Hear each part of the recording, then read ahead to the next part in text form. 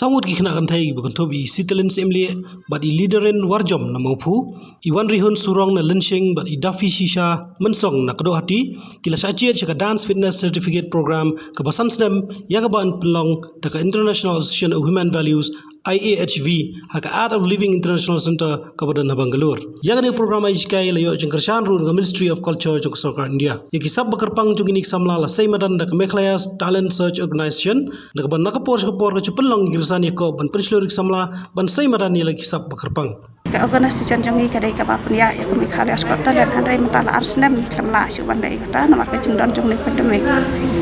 Ti andai ngi klam song klek ti pada nomor ba ngi le hi kumdo ban yarap hi khna dai hawa bon kilang ti andai hadian ba ngi la persang hi ban ya le ya ka advertisement mo nang bajo kanika International Association of Human Values no dalam bajo sarcitan dia hakangi nang kong hiwan banyak ndo iki dalam ngimpat asim interest tan do kata ta te hatian pada ngindalawan banyak ndo mulai banyak keren ha kila ai dak cing tho cing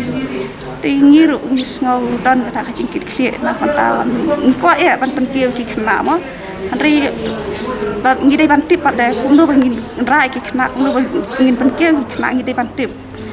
ya oleh asyik dan nomor bun ki society ki bawan dan bun ki busuan kumdo wan sim audition dan wan eye training si singar sengi ki jano Andri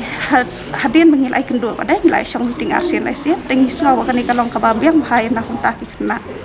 tengi lai kelar bangin ya trailang bat ki kan dia audition jong kan dia kalau along lang bakal video kisah ni video kijit lang bakal video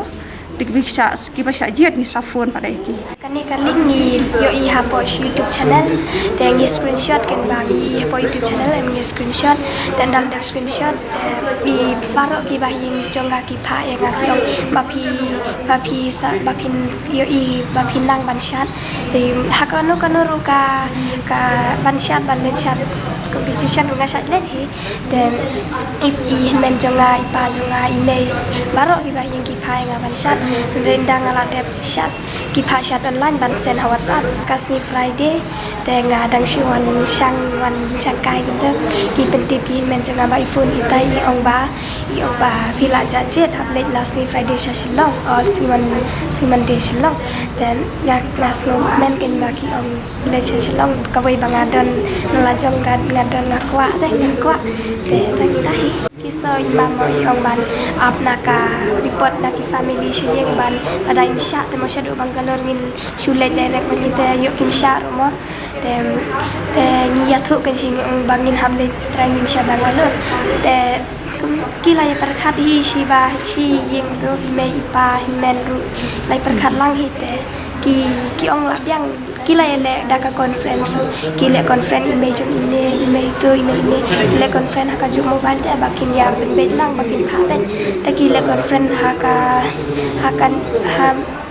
kila conference te kila ya ong ba kabyang mola da pha na markis nu thu bakia bhate. Right now we have selected here only. First we saw their auditions and we selected and we started the training here, and now we're taking them to Bangalore where they'll be like where other students are there, so we will there'll be lot more training and other international instructors are there where they'll be getting training from everyone